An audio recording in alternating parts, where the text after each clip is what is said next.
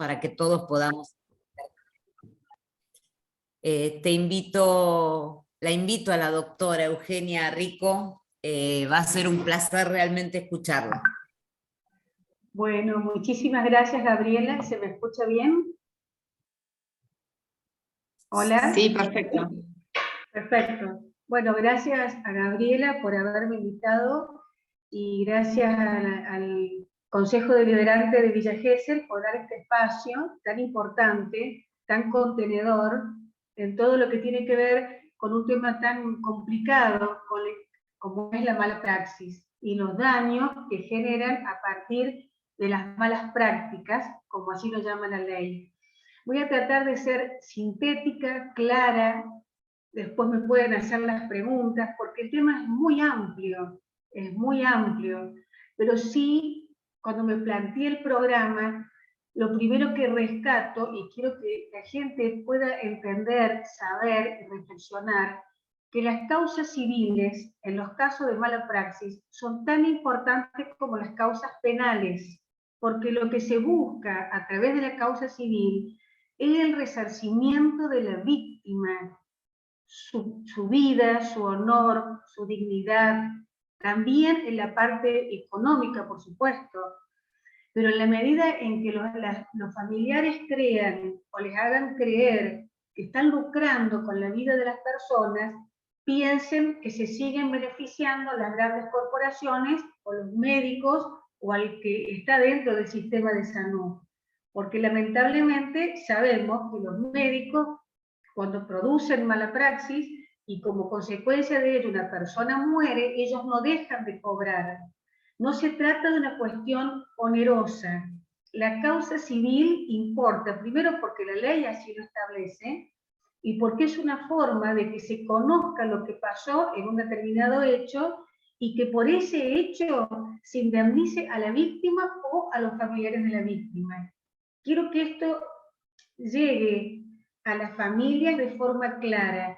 No están lucrando con la vida de las personas. Se está buscando el resarcimiento de lo que la persona vale o valdría al momento efectivo de la sentencia del juez. ¿Se entiende? Ellos, los sistemas de salud y los médicos normalmente creen que por tener obligaciones de medios y no de resultados, siempre están al margen de la ley, porque el Código Civil nos dice que el médico es el único que tiene una obligación de medio, poner todos los medios para lograr que algo se lleve a cabo, por ejemplo, una operación. Pero no tiene una obligación de resultado, es decir, si esa intervención, esa operación o ese diagnóstico no fue correcto y derivó en un daño, bueno, puede pasar porque las personas podemos morir, nos podemos dañar. Ellos se toman de eso para no tener ningún tipo de responsabilidad, pero sabemos que la ley no queda en eso. La ley civil otorga estas herramientas para que la persona o los familiares busquen justicia también a la par de la justicia penal. Una vez que arrancamos en este tema de que a través de un juicio civil yo reivindico a la víctima, a la persona que no está, y a través de ella intento que el juez establezca un monto de dinero, ese dinero debe ser pagado por los médicos o por las instituciones hospitalarias, por el sistema de salud en general, ¿sí? Ahora bien, estos juicios, como ustedes ya sabrán, todo lo que tiene que ver con la justicia es caro, es oneroso. Cuando yo estoy hablando de un juicio de responsabilidad civil por daños y perjuicios por muerte, estoy hablando de un juicio cuyo monto no es menor de 50 o 60 millones de pesos. Entonces se produce una pregunta que es inevitable. ¿Cómo hago para...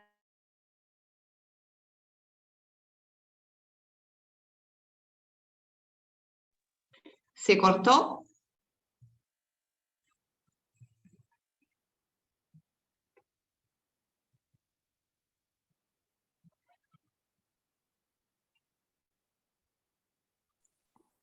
Sí, se cortó. No está congelada. Sí, se cortó la transmisión. Debe ser por falta de internet. A ver, Gaby, ¿vos te podés comunicar? Tenés el micrófono silenciado. Que le estoy mandando un mensaje, que no sé qué pasó, que desapareció. Sí, debe ser un problema de internet de ella, ¿no? Debe ser porque tampoco le llega mi mensaje y figura en línea. Qué lástima.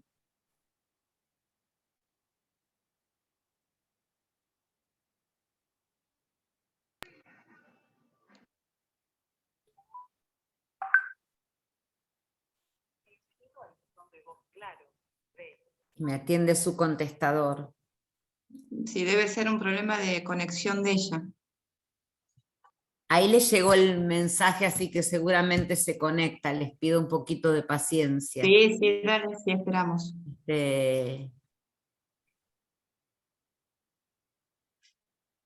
Bueno, pasa.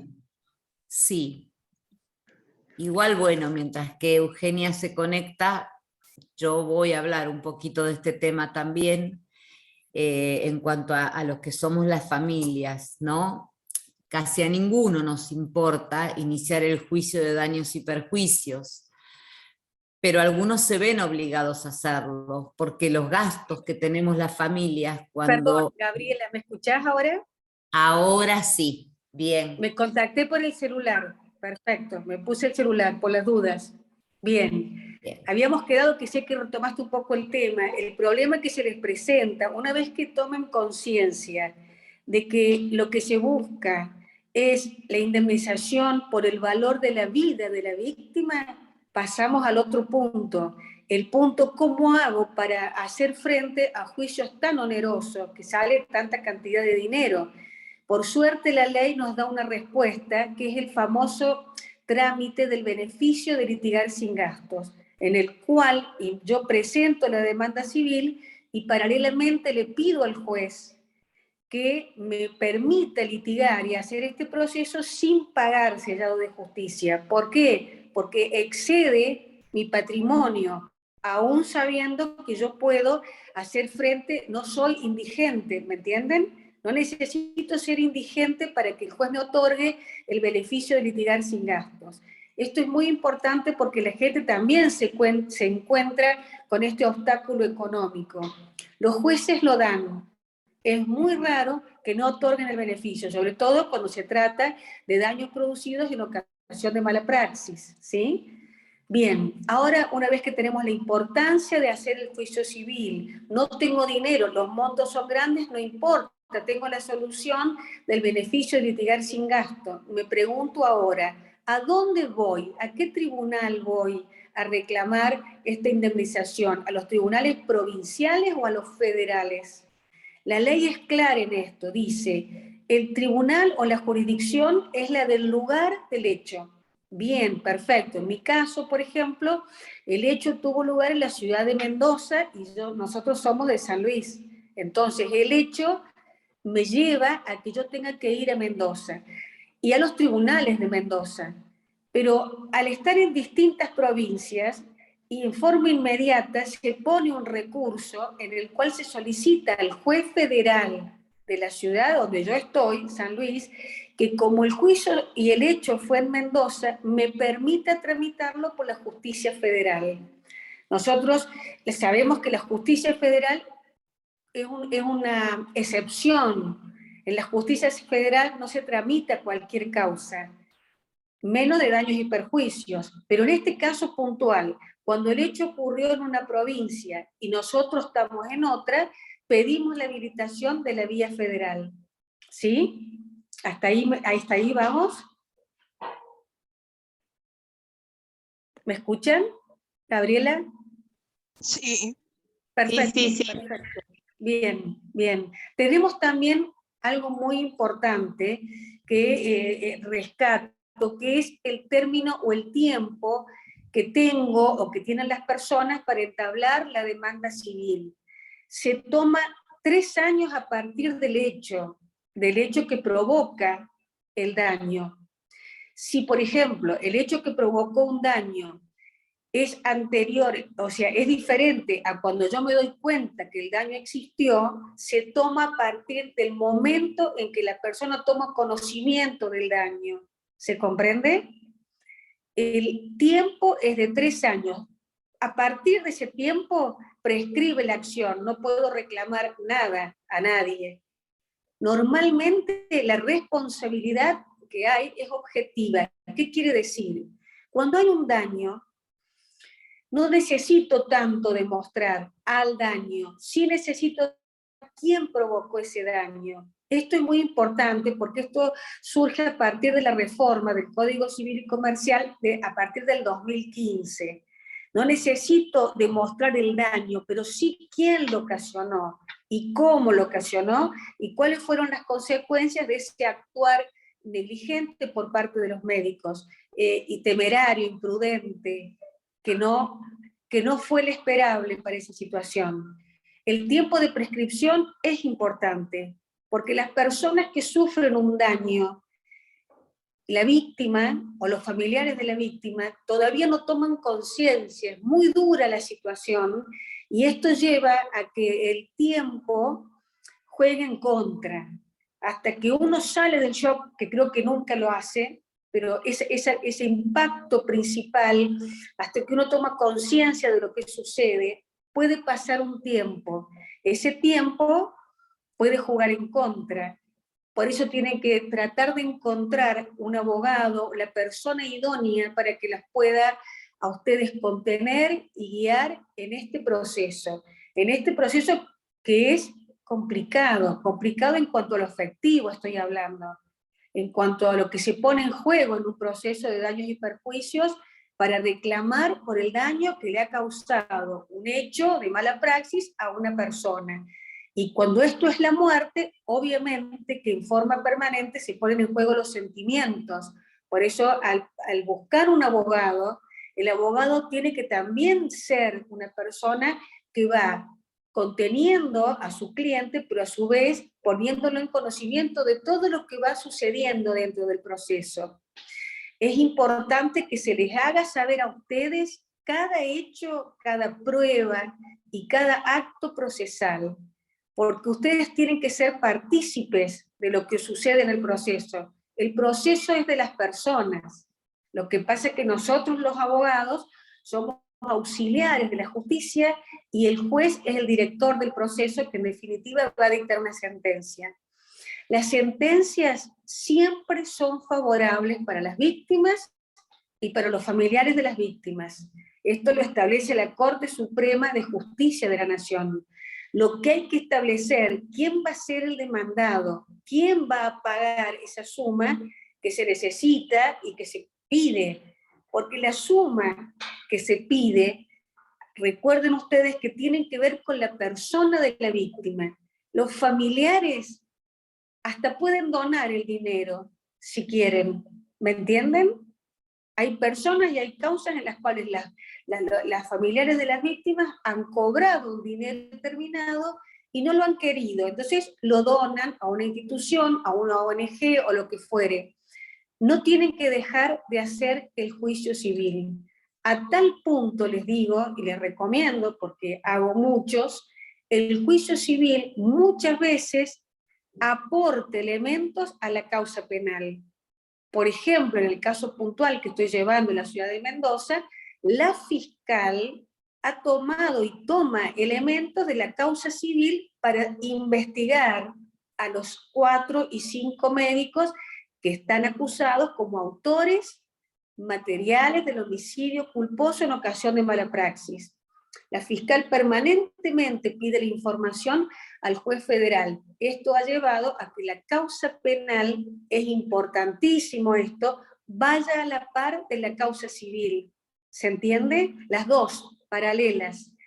Entonces, esto me hace que la justicia vaya en forma rápida, coherente, que se presten auxilio la justicia federal con la justicia provincial, o en este caso la justicia civil con la justicia penal. Por suerte, a partir del 2015, no se tiene que esperar la sentencia penal para que el juicio civil tenga valor.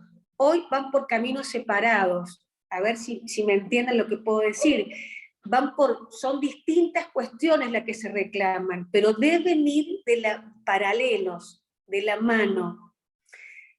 Si la causa penal, por ejemplo, en este caso de Mendoza, todos están imputados como autores de homicidio culposos en ocasión de mala praxis, y hay alguno que no se ha condenado en el juicio posterior, el oral, esto no invalida el proceso civil, ¿me entienden?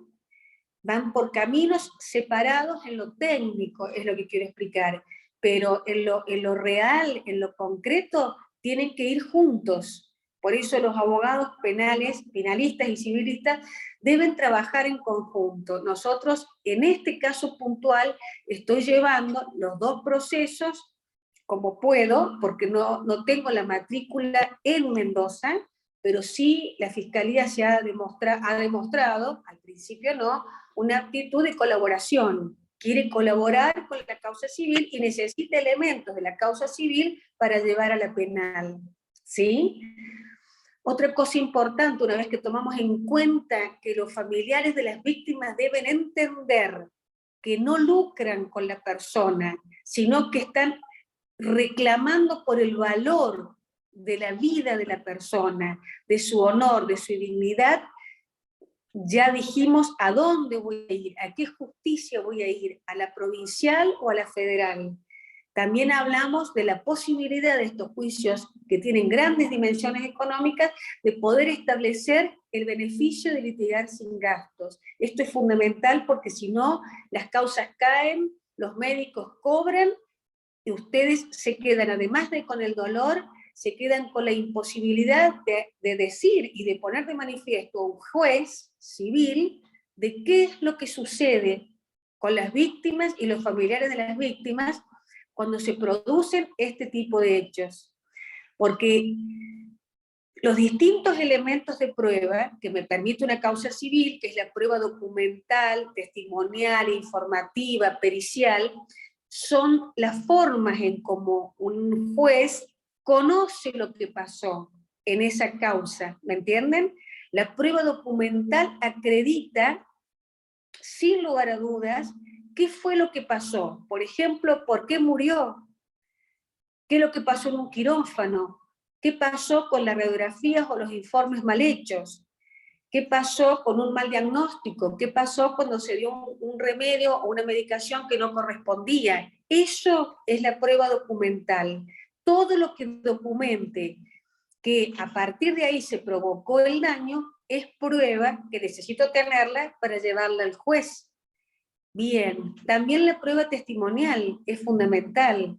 Los testimonios de las personas que vieron, y es importante porque todos los abogados lo saben, que la prueba testimonial, solo la persona debe describir lo que vio, no la podemos poner al testigo, como en las causas penales, en un sistema de valoración. El testigo dice lo que vio, lo que escuchó, no puede dar apreciaciones personales. La prueba confesional, que es muy importante, la prueba confesional es cuando yo llevo a la justicia civil a los demandados. En este caso vamos a hablar puntualmente, yo llevo a los médicos que participaron del hecho que llevó a la muerte de la paciente. ¿Comprenden? En la prueba confesional es re importante porque se le pregunta por sí o por no a los médicos. ¿Qué pasó? Ahora sí se le hace esa prueba y ese juicio de valoración. Entonces, la prueba confesional es muy importante, la fórmula en cómo se hace la pregunta. Lo que yo necesito en la prueba confesional es que la persona que cometió los hechos, en este caso los médicos, se dediquen a establecer y a decir en forma afirmativa o negativa la pregunta que yo le hago. Entonces, la pregunta debe ser muy concreta, como por ejemplo, para que diga el absolvente que es cierto, como que lo es, que él operó el día tanto a tal hora a tal persona. Él tiene que decir que sí o que no. La pregunta en la prueba confesional es fundamental en cuanto a la redacción. es la forma, piensen, que tiene un juez para tratar de entender qué hicieron las personas para llegar a provocar ese hecho que causó un daño o, en el peor de los casos, la muerte. ¿Sí? Bien, la instrumentación. He hecho tanta síntesis para que ustedes puedan tratar de entender con un vocabulario concreto, para que no dejen de lado la realización de la causa civil. Hay un preconcepto con el tema, y es doloroso que así sea, que les hagan creer que ustedes, o que una persona que está haciendo un juicio civil y que busca un resarcimiento, está lucrando con la vida de alguien. Es un preconcepto espantoso. Lo digo como profesora de la Cátedra de Derecho de Obligación y de Responsabilidad Civil. La ley existe para que sea cumplida. La ley no nos deshonra cuando vamos a pedir justicia. Tanto la civil como la penal son herramientas que nos permiten, desde la ciencia jurídica, tomar decisiones fundamentales para que las cosas cambien. Por eso entiendo que en algún punto Gabriela me convoca en este tema y en todo lo que es la ley Nicolás, porque la ley Nicolás abarca un montón de cuestiones administrativas, penales, civiles, procesales, que necesitan ustedes, familiares de las víctimas, que cambien para que estos hechos no vuelvan a suceder. Entonces, los juicios civiles otorgan también herramientas necesarias para que les den a la población los instrumentos para tratar de evitar que se produzcan otros daños, ¿me entienden? Y les permiten conocer y reclamar ante quien corresponde el pedido de justicia. La justicia no se termina, no solo se pide a nivel penal, porque también sabemos que a nivel penal las penas son pocas, de 3 a 5 años. Si los médicos o las personas no tuvieron antecedentes penales o tienen más de 70 años, la causa cae. O si no se hizo la acción penal dentro de los 5 años de producido el hecho, la causa cae y queda en la nada. Entonces, el hecho de presentar la causa civil y penal otorga un montón de beneficios o un montón de herramientas que a los familiares de las víctimas le permite decir, acá estamos, presentes, no vamos a bajar los brazos, estas cosas no pueden suceder, los médicos deben tener la obligación de asistir a un lugar, a un hospital, sanatorio, lo que fuera, con la misma calidad específica para todo tipo de personas, pacientes, circunstancias. No pueden alegar que estaban cansados, que la víctima, estaba en malas condiciones. Recuerdo en una audiencia, nosotros al ser de San Luis, se busca la excelencia en otras provincias, creyendo a lo mejor que en San Luis nos está faltando cuestiones a nivel salud. Bueno, escuché en un juicio en Córdoba que decían, acá los puntanos vienen, como son pobres, a que nosotros los salvemos. Y nosotros no podemos hacer milagros. Eso lo dijo un médico anestesista. Tremendo. La discriminación, la falta de educación, de ética. Sea la persona que sea y las circunstancias que sea, los médicos deben actuar de la manera en que la ley a él les obliga a actuar.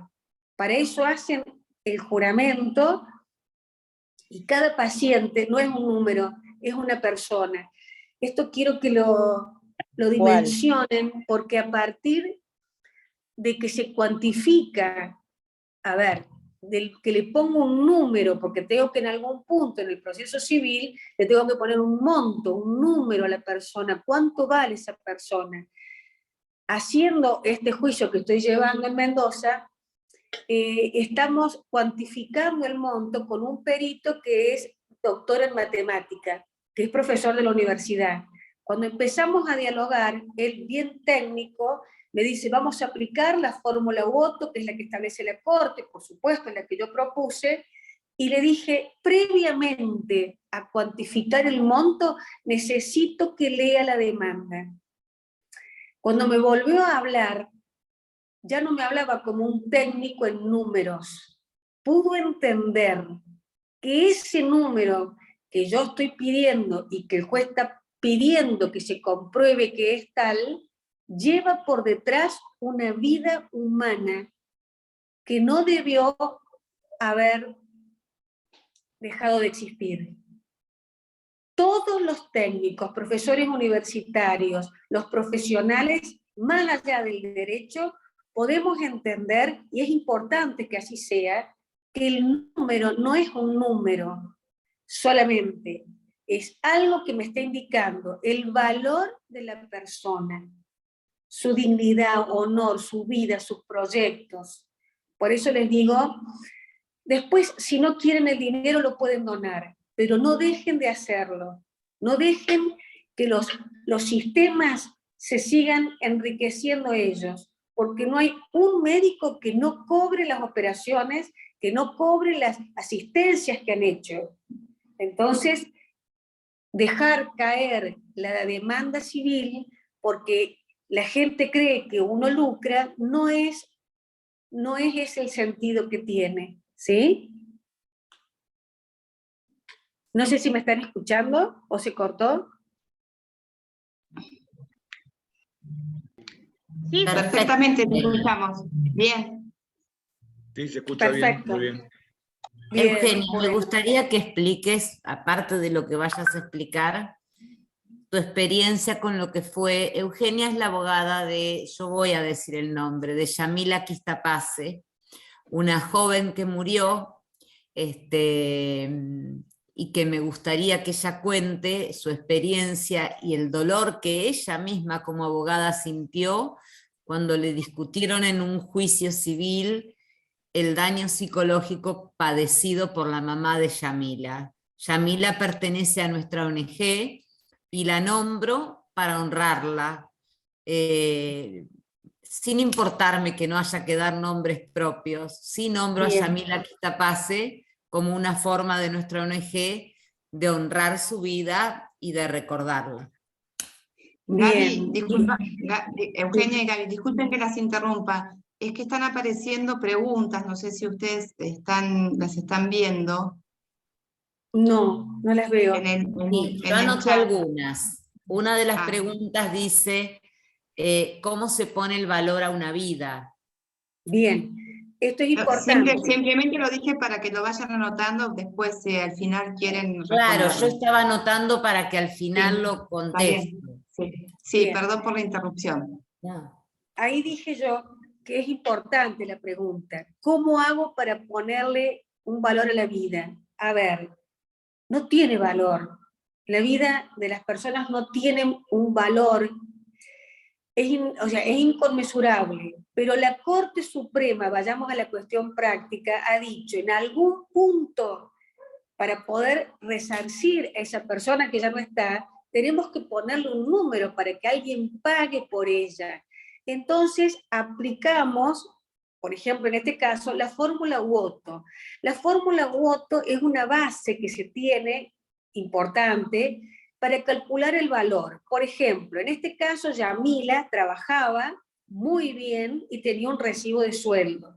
Entonces, se calcula el daño emergente, lucro cesante y pérdida de chance. ¿De quién? De Yamila, que ella no está.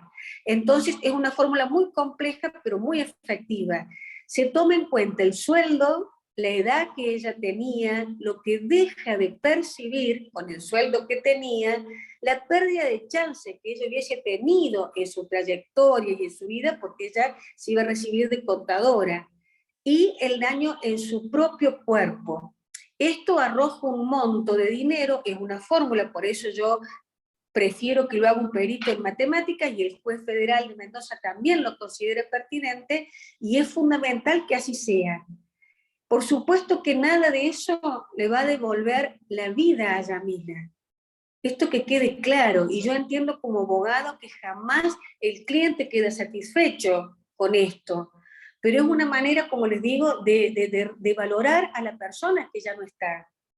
Cuando yo no tengo una base de dinero, como en este caso puntual, La estimación se hace en forma aproximada. Bueno, ¿qué hacía la persona? ¿Cuál era su actividad?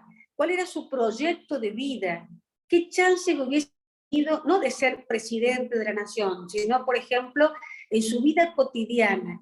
Si era un comerciante, un buen comerciante, y bueno, su expectativa podría haber sido, en vez de tener un negocio, tener 2 o 3. Eso se va evaluando con el perito matemático en función de las probabilidades reales que la persona hubiese tenido, ¿me entienden? Obviamente que el daño emergente, lucro cesante y pérdida de chance, cuando la persona trabaja, es más fácil de sacar. Y el daño moral, hoy que está, gracias a Dios, mucho más fácil poder determinarlo, es el sentimiento que tiene la persona que es víctima, porque la persona ya falleció, entonces las familiares piden la indemnización. El daño moral tiene que ver con ese sentimiento que tiene una madre, un padre, un hermano o un hijo ante la pérdida de ese ser querido. Hoy les digo que es mucho más fácil porque los jueces antes les costaba diferenciar el daño moral del daño psicológico. El daño psicológico es puntual. La muerte de un ser humano, de un ser querido, provoca psicológicamente cuestiones muy fuertes, ataques de pánico, el no querer comer, dormir mal, imposibilidad de tratar y de relacionarse con el mundo exterior, no querer salir. Ese daño psicológico es fuerte y es importante, y su monto es alto. Los jueces también entienden que la parte psicológica de una persona puede revertirse con un buen tratamiento. En cambio que el daño moral, que es aquel sentimiento ante la pérdida, no desaparece nunca. Puede disminuir un poco a lo largo del tiempo. ¿Se entiende lo que quiero decir? La pérdida, la ausencia, el sentimiento es el daño moral.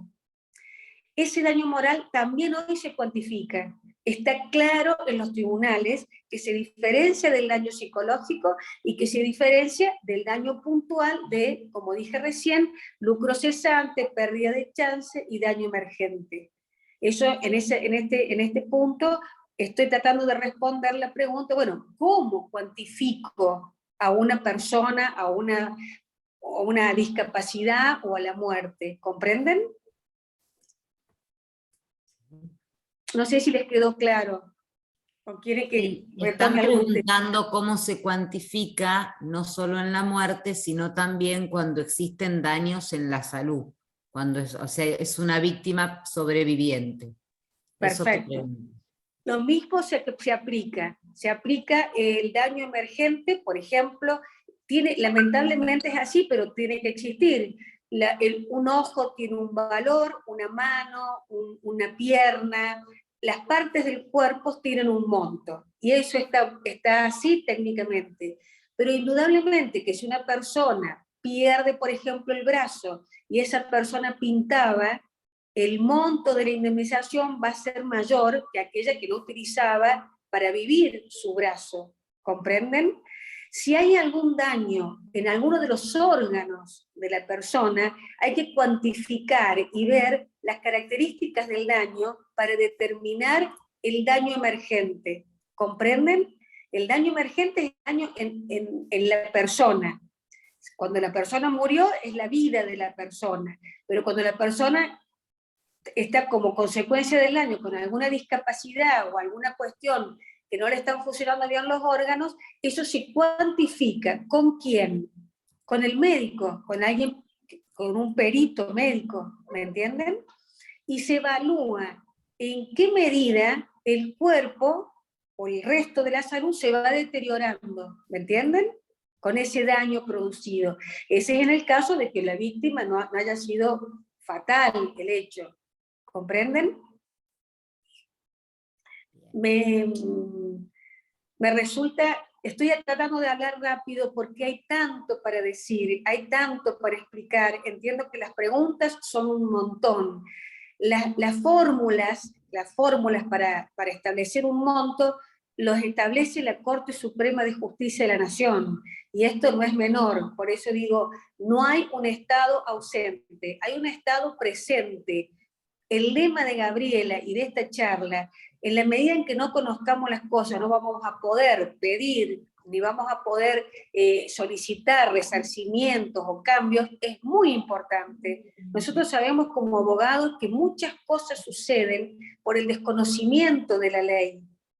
Hay una ley, hay un Estado presente, hay jueces probos, buenos, dignos, hay abogados honestos, hay causas nobles, claro que las hay. Y acá hay gente como Gabriela, honorable, buena, y que está escuchando porque entiende que esto tiene que ser una lucha entre todos. No una lucha, vamos a sacar la palabra lucha, tiene que ser un tema debatido entre todos. Las causas civiles ayudan a la ley Nicolás, ayudan a que los jueces comprendan el dolor que provoca una situación injusta e innecesaria.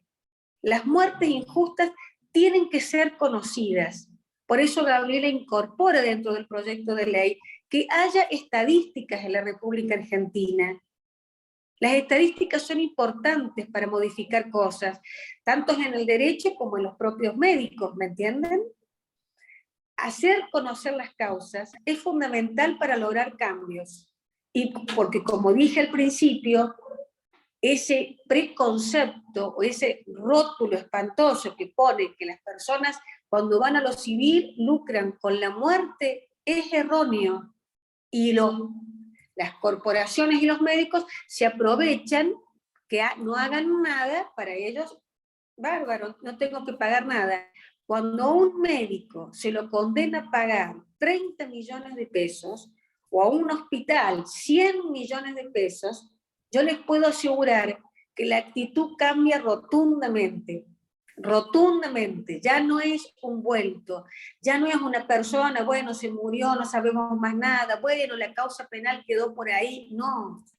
Yo les puedo asegurar que la causa civil ha sido tan fuerte o más que la causa penal, porque yo hice pasar por el proceso a todos los médicos que intervinieron para tratar de entender qué pasó en ese quirófano. ¿Qué pasó en el quirófano? Acá se pone el acento a nivel civil en la víctima. Miren ustedes, en la víctima. Yo quiero saber qué pasó con Yamila. Yo le pongo un monto a la vida de esa chica que hoy ya no está. En cambio, que en la causa penal, yo voy a culpar a los médicos. ¿Entienden? Usted fue culpable, no fue culpable, participó, no participó, es autor, no es autor, pero no voy a la víctima, porque la víctima ya no está. No le voy a poner un precio a nivel penal. Voy a saber lo que pasó, pero más lo que me interesa es la condena, ¿sí? En la causa civil yo puedo ir desentrañando para entender qué pasó desde las 8 de la mañana, que esta chica se fue dando un beso a su mamá y diciéndole el camillero, en 1 hora la traigo, hasta llegar a las 9 de la noche en una situación donde ya no estaba, porque murió. ¿Por qué murió? Miren cómo pudimos, a través de la causa civil, entender qué es lo que había pasado dentro de un quirófano. Por eso mi consejo es, como abogada, vayan por las causas. No dejen de reclamar justicia a nivel civil y a nivel penal, que las causas vayan de la mano. Tienen que ser fuertes ante la adversidad. Lo que me pedía la Gabriela que contara es con respecto a las pericias. ¿Sí? ¿Me escuchan? Sí. Gabriela, ¿me escuchás? Voy a contar lo de las pericias. Ustedes piensen en la causa puntual esta, porque he tenido otras causas donde he trabajado en contra de abogados excelentes. En este caso tengo 8 demandados muy fuertes, cuyos abogados no son lo mejor que me pasó en la vida. Pero bueno, la verdad siempre triunfa. Las pericias psicológicas y psiquiátricas hechas a mi cliente fueron excelentes. Los resultados, yo realmente asombrada, sobre todo el de la psiquiatra que está en Capital Federal, porque hace una introducción a lo que es el concepto de la vida y la pérdida de la vida humana a un ser querido. Y en el caso puntual le hace la pericia. Bueno, hay abogados, algunos, impugnaron la pericia, diciendo, por ejemplo, bueno, no, sí, la muerte de un hijo es un tema complejo, pero de ahí a pensar que la persona no tiene más ganas de vivir, hay un abismo. Porque en definitiva las personas nos vamos acomodando, el hombre es un animal de costumbre y bueno, nos acostumbramos a la ausencia. Tremendo. ¿Cómo puede una abogada mujer hablar así? Yo no lo puedo creer.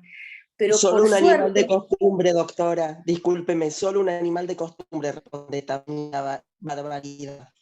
Ella es el animal de costumbre. la verdad que sí. Miren que tengo mucho, tengo 55 años y 20 haciendo En la mala praxis. mediación, doctora, Sí, discúlpeme que la interrumpa. Yo soy sí. la mamá de Conry Monteleone.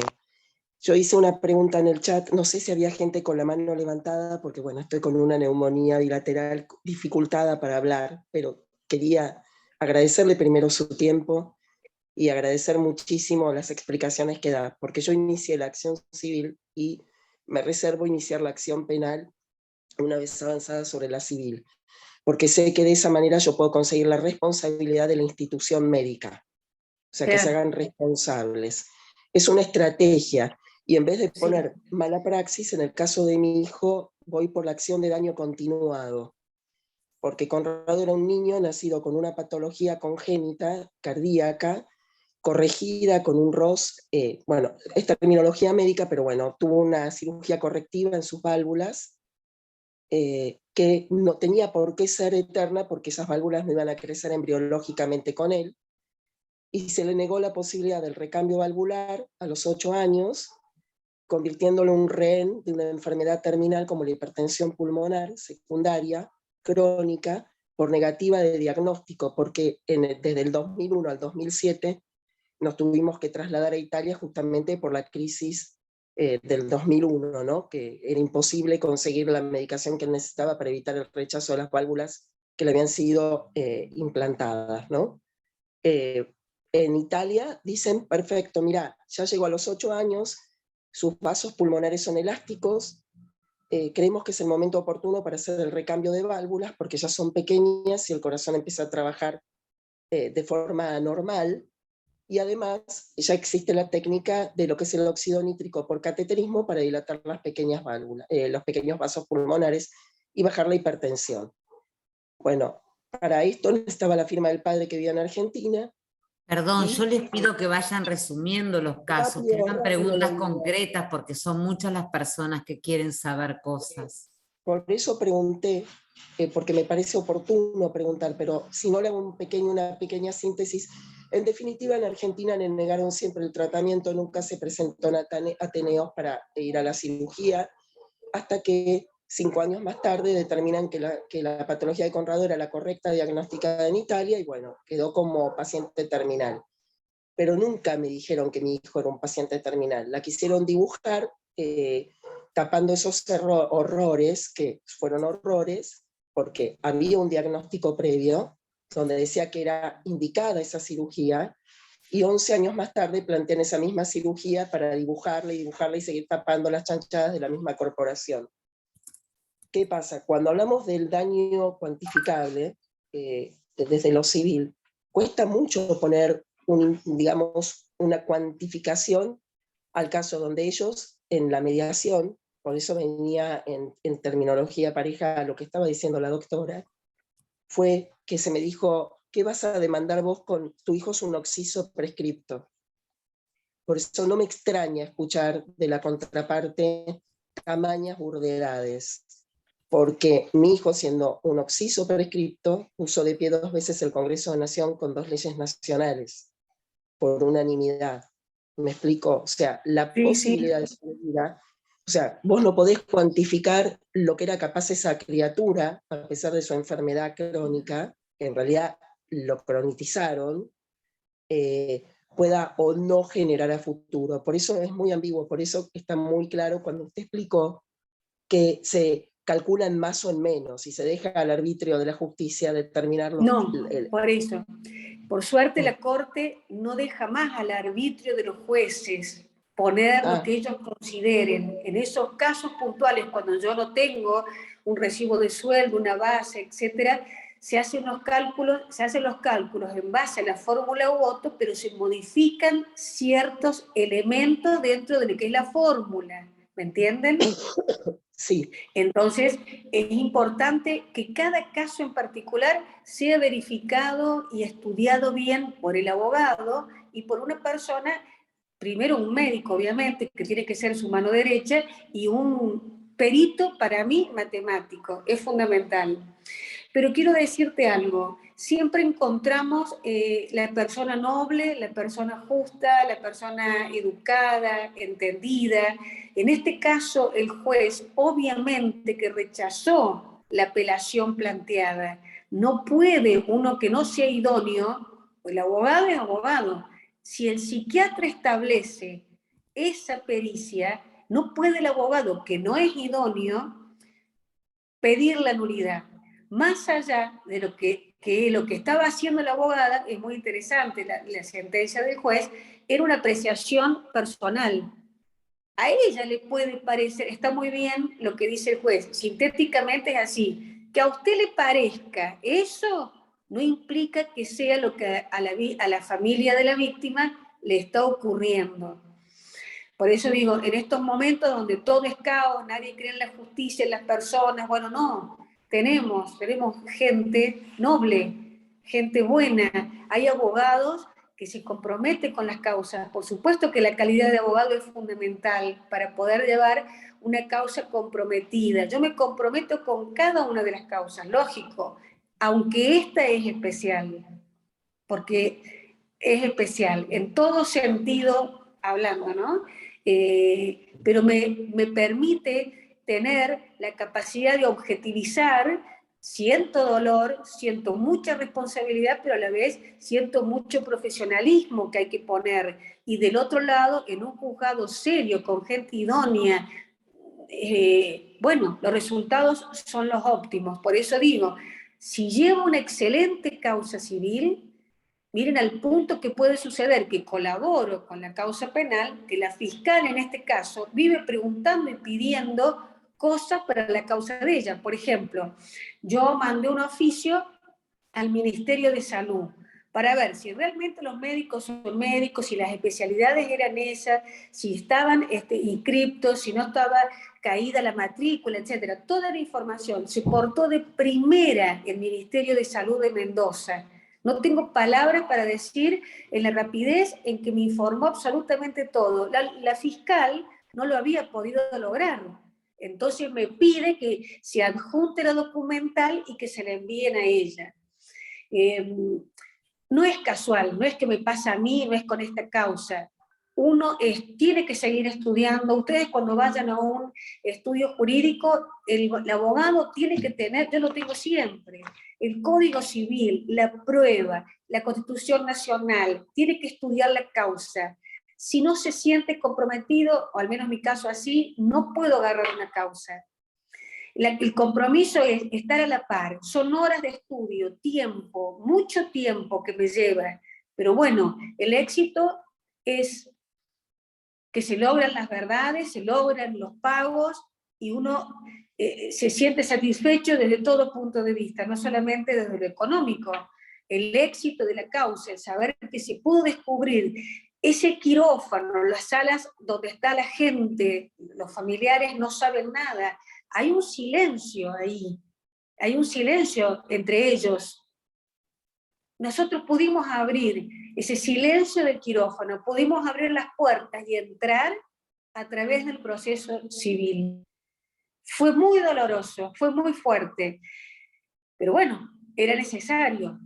Y es necesario en cada uno de ustedes encontrar la respuesta, porque ¿cuál fue la pregunta de mi amiga, la mamá de Yamila? ¿Qué pasó? Porque ningún médico explicó qué pasó. ¿qué pasó? ¿Qué pasó? Yo todo el tiempo la pregunta. Solo teníamos los resultados. Murió por esto, por lo... Pero ¿qué pasó? ¿Por qué llegó hasta ahí? Bien, esto lo logramos en el proceso civil.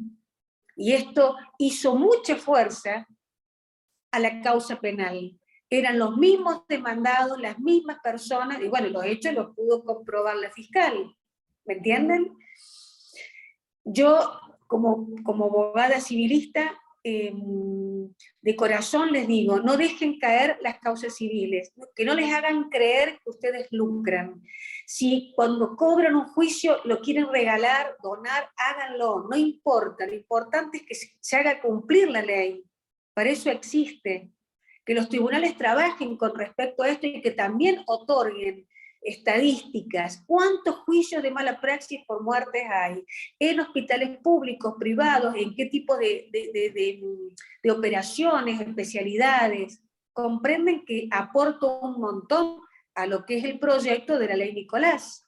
Mientras no existan estadísticas y la gente se quede oculta adentro de su casa llorando por lo que no fue, los sistemas se van agrandando. Las grandes corporaciones triunfan, y esto es lo que tenemos que derribar, este mito. Siempre, desde el primer día en que tuve conocimiento de la muerte de Yamile y me fui a Mendoza, y estaba en Mendoza, le decía a mi amiga, esto es ir contra la cordillera de los Andes, desde el primer momento. Hoy, después de 2 años, puedo decir, ya la cruzamos a la cordillera de los Andes. Ya llegamos a donde queríamos llegar, solo falta la sentencia del juez, con toda la prueba y con todo el trabajo que se hizo, y que esto pueda servir de base para otras causas civiles, bueno, no es menor, para la estadística, para reformular leyes, para llevar a las facultades de medicina el hecho de la existencia de la responsabilidad civil, cómo deben actuar los médicos, porque también poco se informa al estudiante de medicina sobre este tema.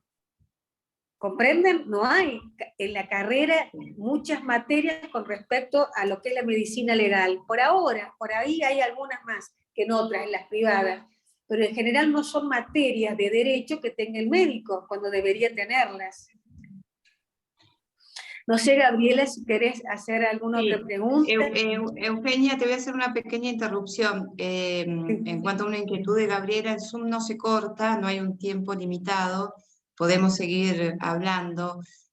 Hay 3 personas que veo que tienen las manos levantadas, una es Sonia, otra es Mariana, otro es el espacio Pequeño Corazón.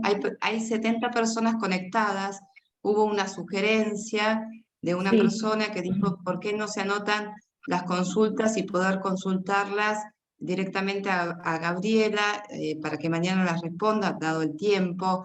Yo, igual Gabriela, te dejo a vos para que manejes este Zoom, es el espacio de ustedes, es el espacio de la ONG, así que bueno, organizalo vos, te transmito eso, que el Zoom no se va a cortar. Yo voy a retirarme unos minutos porque tengo una entrevista en Canal 2, después vuelvo y bueno, es el espacio de la ONG, así que manejen ustedes estos tiempos. Solamente estoy viendo quiénes levantan las manos y transmito esta sugerencia en cuanto a las preguntas, ya que son 70 personas las conectadas.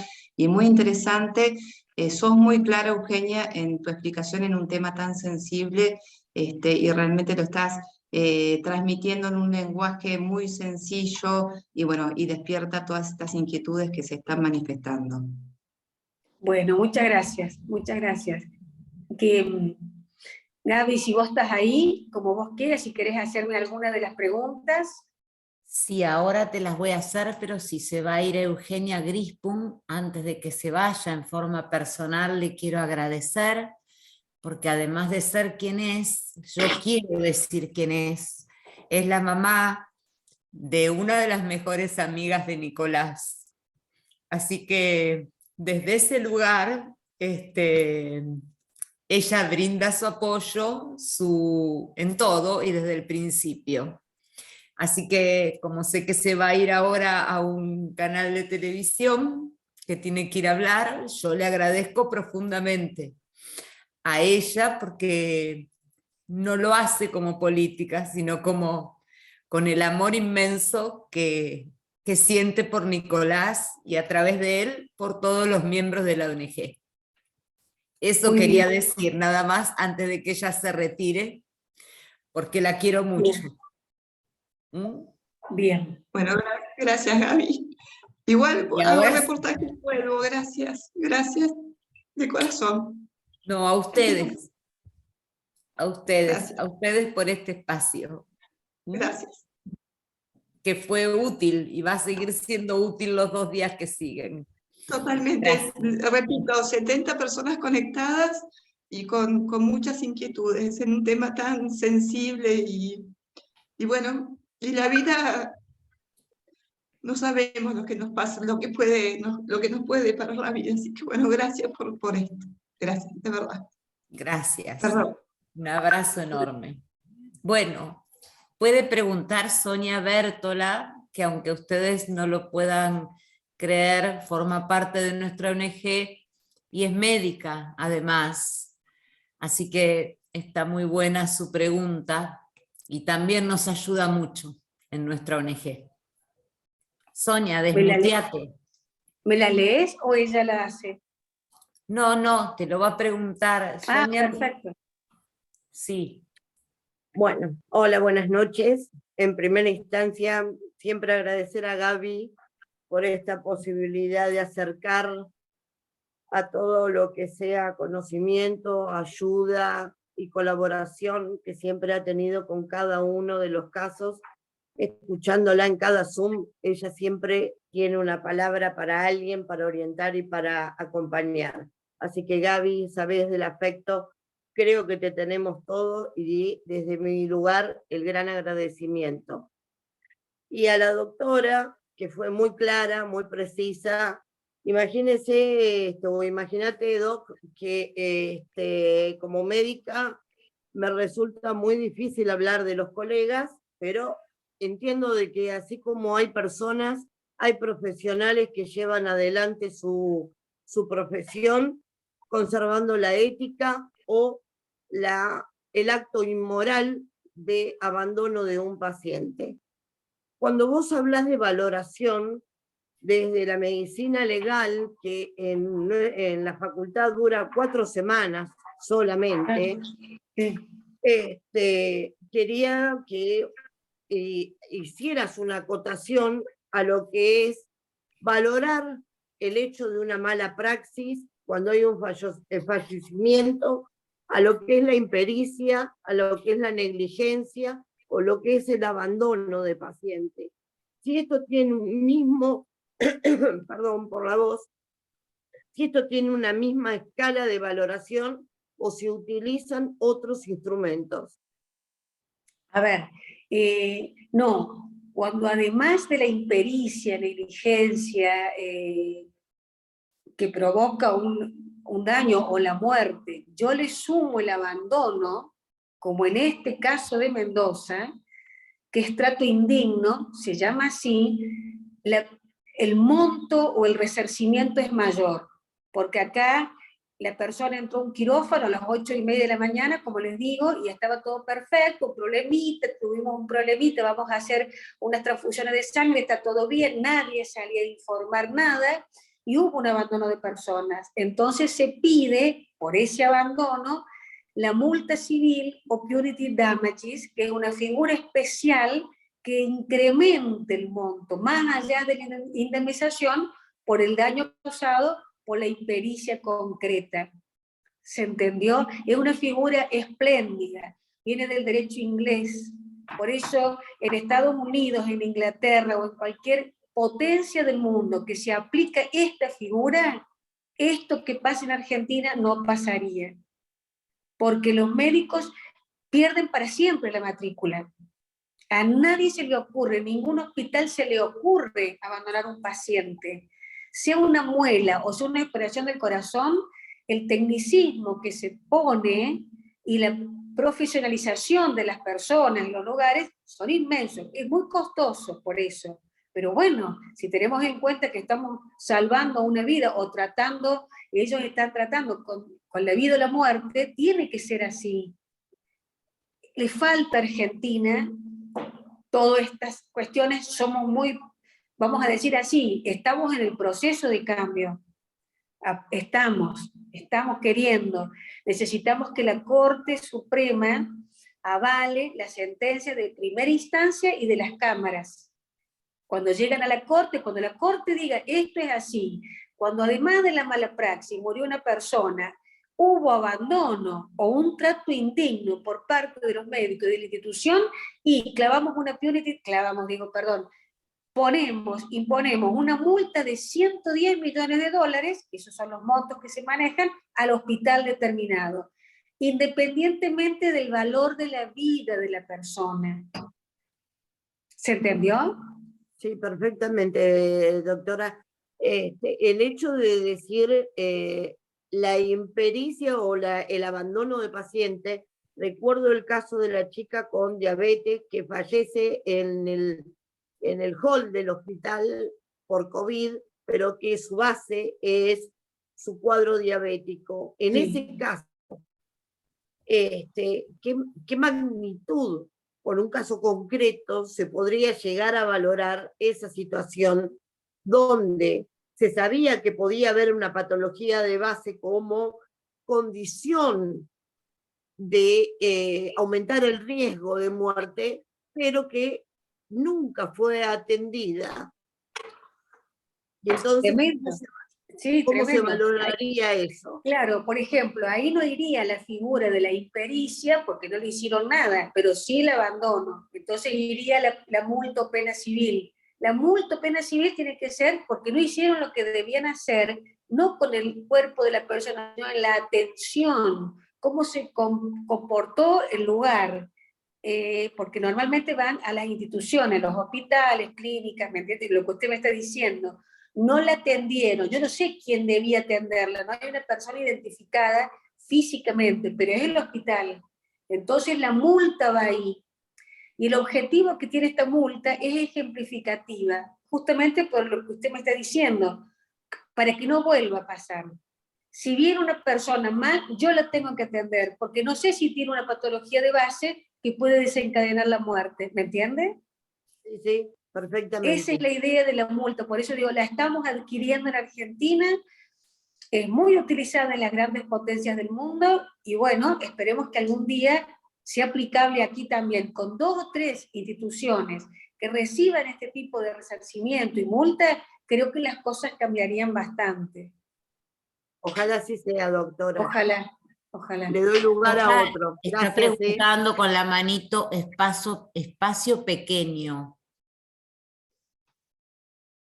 Ahí está. A ver. Bueno, soy Jimena, pero bueno, no cambié mi nombre. Soy coordinadora de Espacio Pequeño Corazón. Nosotros trabajamos con pacientes con cardiopatías congénitas complejas. Yo lo que les quiero preguntar es lo siguiente. Cuando nosotros nos enfrentamos muchas veces contra un caso, los pacientes complejos que tienen enfermedades poco frecuentes, digamos, tienen una altísima tasa de morbimortalidad en nuestro país. Hay muchísimos papás que, por ejemplo, deciden llevar a sus hijos al exterior porque otros países tienen muchísimas mejores tasas de éxito en los tratamientos que los que tienen acá. Pero no consiguen la derivación para ir a tratarse afuera, por lo tanto solo acceden al tratamiento idóneo los que tienen recursos económicos. Los otros, el 70% de los niños y niñas con cardiopatías congénitas complejas mueren antes de cumplir los 3 a 5 años de vida.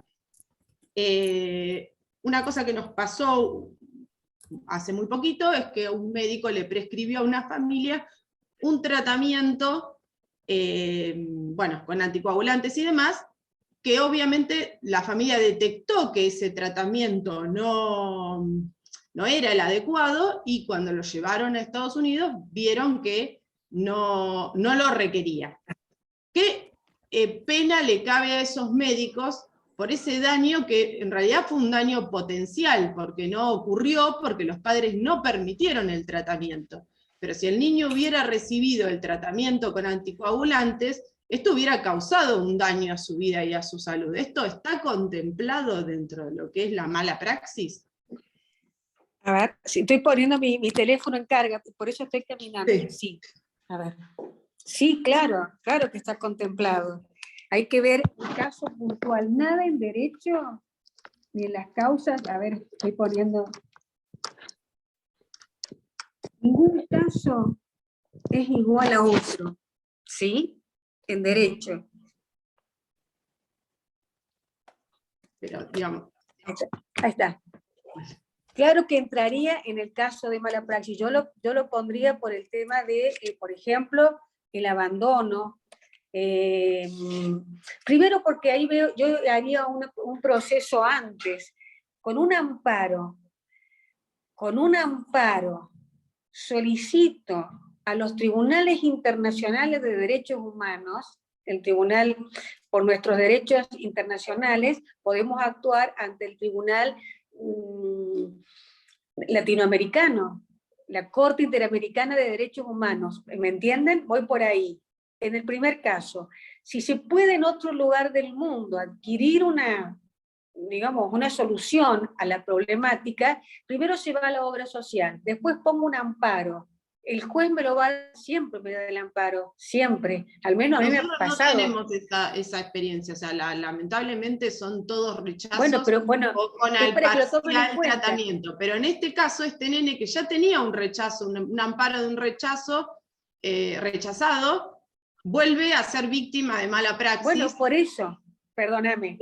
A mí, por ejemplo, normalmente te dan el amparo. Ponele que no me lo den al amparo.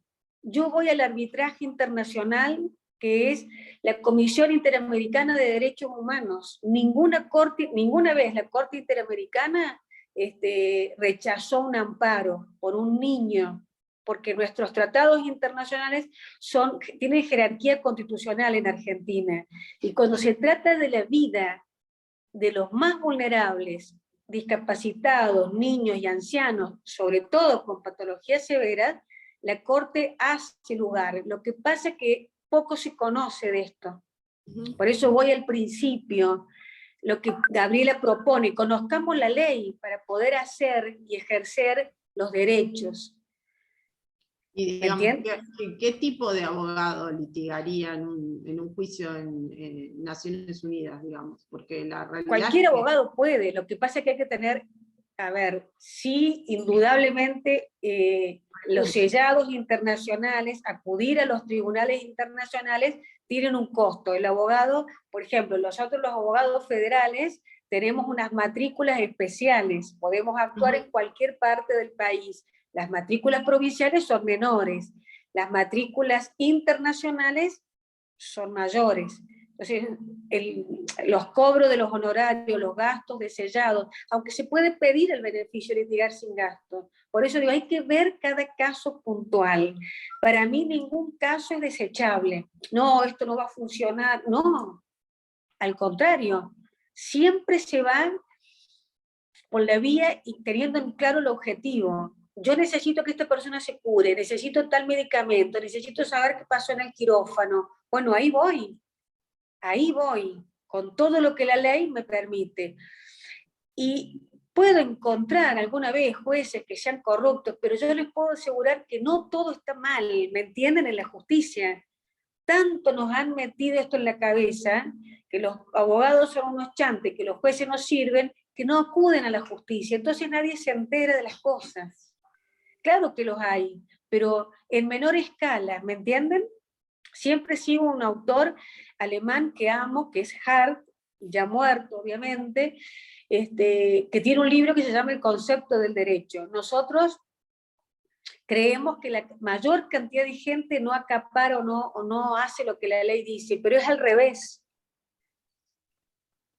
¿Me entienden? Tenemos que descubrirla, tenemos que saber cómo, tenemos que hacer procesos, aplicar todos los conocimientos y el compromiso que uno puede tener como abogado. ¿Me escuchás, Gaby? Sí. Ah, perfecto, porque se me ha ido la imagen. Perfecto. Lo que pasa es que voy escuchando y voy leyendo lo que van escribiendo. Pero no se ¿alguien? olviden lo de la Corte Interamericana, Gaby, que por ahí es importante eso. Cuando ya agotamos la vía, podemos ir a la Corte Interamericana. Mucho más fácil que antes. ¿Me entienden? Por las dudas, digo. Nosotros tenemos en nuestra ONG una familia que llegó a la Corte Interamericana de Derechos Humanos, lo hizo y está esperando la resolución. Perfecto, Eh, perfecto. Bueno, no sé si alguien tiene más preguntas Bueno, para es hacer. interesante por Recuerden ahí. que esto es una parte civil. Yo leí ahí que dice que cuesta algunas veces, que el beneficio de litigar sin gastos no se lo dan a todos. La verdad que en Villa Gesell sí lo tienen muchas personas. En Pinamar, en todo lo que es el Departamento Judicial Dolores, existe. Y en otras jurisdicciones, comparto lo que dice Eugenia, es un derecho que te da la ley, por lo tanto le tenés que pedir a tu abogado que no es verdad que porque tengas una tarjeta no te den Claro. el beneficio. Lo que tenés que probar es que podés tener una casa, sin embargo no tener el dinero para afrontar un juicio. De eso se trata Claro. el beneficio de litigar sin gasto. Y después alguien preguntó, que no tiene que ver con la materia civil, pero se los voy a contestar, preguntó cuál es la fecha de jubilación de un anestesista. Son 65 años más 35 de aportes. Lo que pasa es que luego de jubilados, como cualquier persona, no solo los médicos, todos los profesionales pueden seguir trabajando pese a estar jubilados. En la ley Nicolás lo que se pide, uno de los puntos que se pide es que este control médico, que luego que se hace de certificación y que lo tienen algunas especialidades, tenga que ser obligatorio para todos los médicos cada 10 años y a partir de la edad jubilatoria cada 3 años, a partir de los 70 años. Claro. Y yo sé que la persona que lo preguntó, que no lo voy a nombrar, pero corresponde a la ONG Agrupación Familiares y Víctimas. Sé que lo dice porque una de sus víctimas fue operada por un anestesista de 80 y pico de años, que todavía sigue ejerciendo y que provocó la muerte de una chica de 20 años, ¿no? En la anestesia. Por eso lo quise aclarar y quise contestarlo. Si nadie más tiene preguntas para hacer, Luciano tiene una pregunta. Hola, ¿cómo están? Buenas noches. No, era para agregar algo al tema de litigar sin gastos, por la experiencia en el caso nuestro. Si mal no tengo entendido, las tasas de justicia son de acuerdo a la demanda. Sí. Entonces, en el caso nuestro, por ejemplo, era una demanda muy grande y obviamente una familia no puede afrontar las tasas de justicia que matemáticamente corresponden. Entonces lo que se hace, se pide litigar sin gastos y se otorga, eso se otorga. No es difícil de conseguir. Si hay algún abogado por ahí que les haya dicho algo en contrario, está mal. O sea, tienen que pedirlo eso. Bueno, era agregar eso nada más. Muchísimas gracias. Perfecto, porque es raro que no lo den. Es muy raro que los tribunales no lo den. Normalmente lo dan, sí. Salvo que haya una falla en la forma de presentación del pedido, pero bueno, puede suceder. Normal, a mí nunca me pedí, porque son montos grandes, hacer frente a esos sellados es muy, muy costoso. Entonces, igual que por ejemplo los peritos, ¿por qué sirve el beneficio de litigar sin gasto? Porque cuando yo voy a la prueba pericial, los peritos piden adelanto de gastos, de honorarios. Cuando yo tengo el beneficio, ellos cobran al final también. Es decir, la persona que va a reclamar por una cuestión de víctima, de familiares de una víctima, no tiene que estar pensando en el dinero. Eso es lógico y los tribunales así lo entienden. Después se cobrarán, se pagarán, pero el beneficio lo otorgan. Además puedo apelar a la Cámara si el juez no me lo dio por alguna razón injustificada. Mientras tanto sigue el juicio. porque van en Pero forma te hago paralela. una pregunta sobre este tema del beneficio de litigar sin gastos, porque es un tema que es bastante controvertido, pero eso lo tiene que pedir el abogado, ¿verdad? Claro, por supuesto. Sí. Y digamos, ¿y para él qué implica? O sea, para el ¿Para él abogado. quién? Para el abogado, porque en general cuando uno va a iniciar una causa en el fuero civil o en el fuero federal, los abogados te piden un adelanto por gastos, y eso está cuantificado y te hacen firmar un convenio de honorarios. Esto es lo habitual. Entonces, digamos, para el abogado, el hecho de pedir litigar sin gastos implicaría no poder firmar ese convenio de honorarios y no poder pedirte adelantos, además, ¿verdad? No, no, porque es independiente. A ver, el pacto que vos firmás se llama pacto quota litis, que es lo que va a recibir el abogado una vez que termine el juicio, lo que le va a pagar el cliente a él. Pero nada impide de que yo pueda hacer un pacto de quota litis y pedir el beneficio. Por eso hay que ver la relación ahí entre abogado y cliente, pero no tiene nada que ver una cosa con la otra, porque al que se beneficia, en este caso de litigar sin gasto, es a la persona, es al cliente.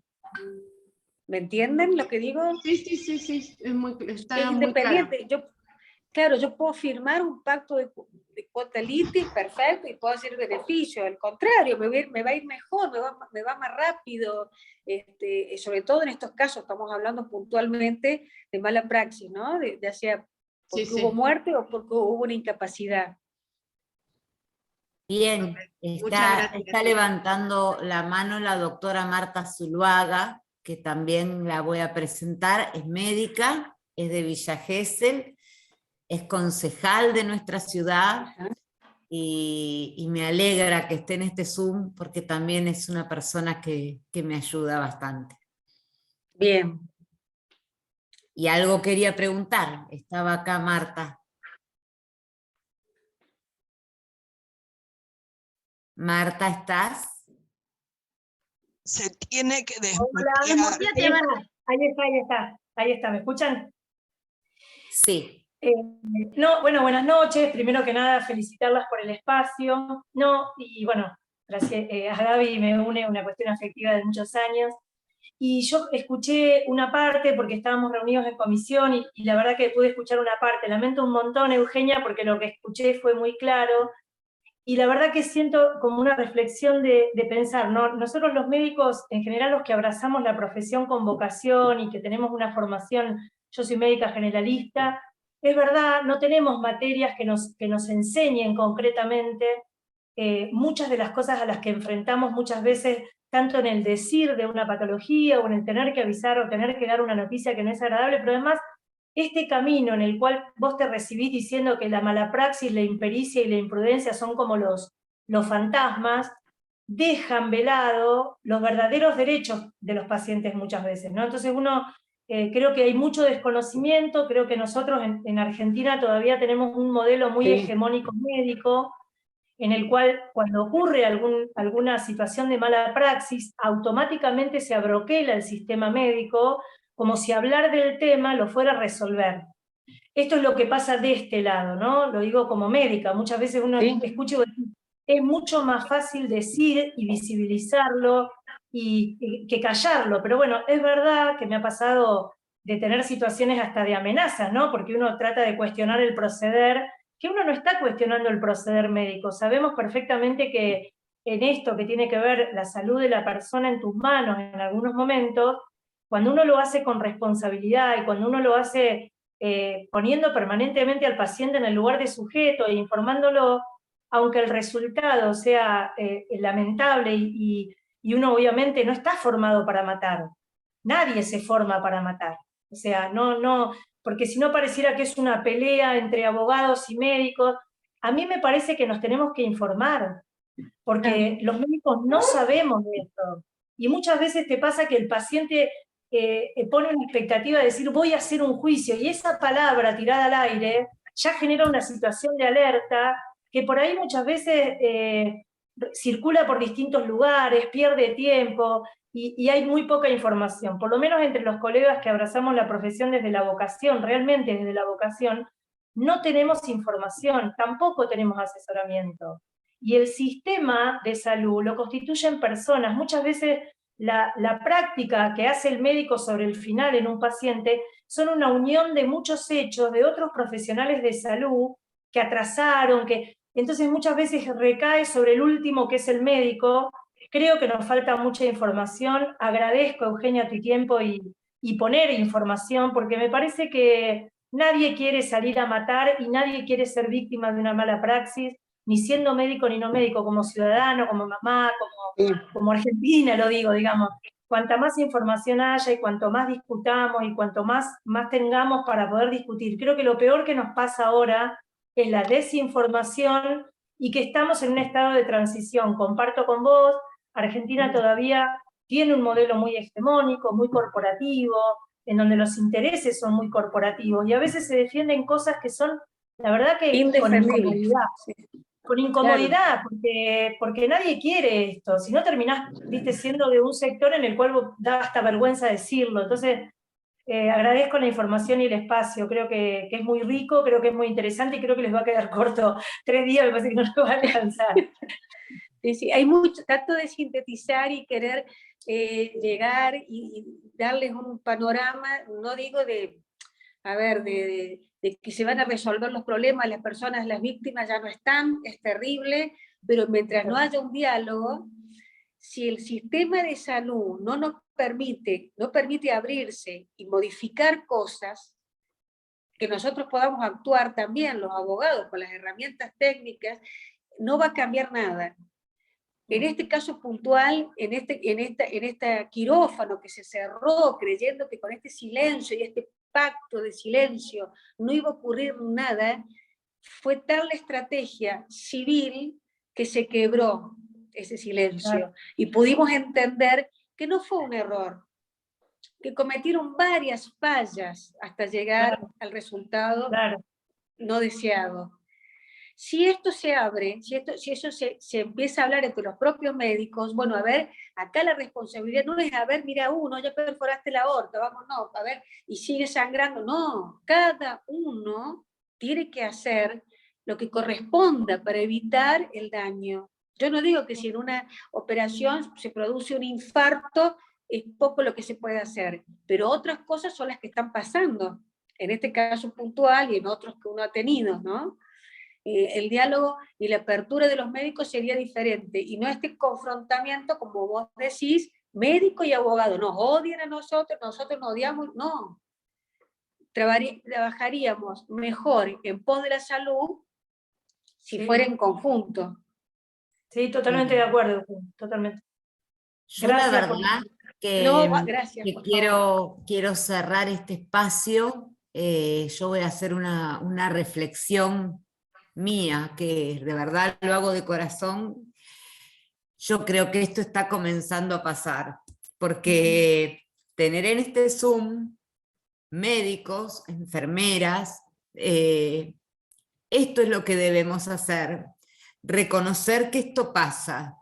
El otro día leí en una asamblea que me invitó, que están acá presentes, la asociación ALAPA, y leí una frase que me quedó que dice: aquello que no se nombra no existe, y lo que no existe no puede solucionarse. Así que yo les agradezco profundamente, le agradezco la humildad de Marta, de decir soy médica, la humildad de Sonia, de decir soy médica, y específicamente a Marta porque la conozco mucho, la excelencia como médica y la humanidad como médica, puedo dar fe de eso, y también de Sonia, que se siente bastante mal, pobre, porque su marido murió por una mala praxis, y es médica, y tuvo que decir, ahí me di cuenta de todo lo que no veía. Agradezco también a los concejales radicales que nos ayudaron en esta propuesta, y también agradezco al Consejo Deliberante de Villa Gesell que lo haya dado como de interés general, de interés legislativo, porque realmente es muy importante que todos conozcamos nuestros derechos. A los familiares que que se sumaron, que puedo asegurarles que los hacen con mucho dolor, porque sé el dolor que yo siento. Les agradezco más que a nadie, y a la doctora María Eugenia Ricó, que además la adoro como amiga y que es de excelencia, y ustedes han visto la forma humana que tiene de explicar las cosas. Le agradezco el espacio que nos dio hoy y también la ayuda que nos da diariamente en nuestra ONG.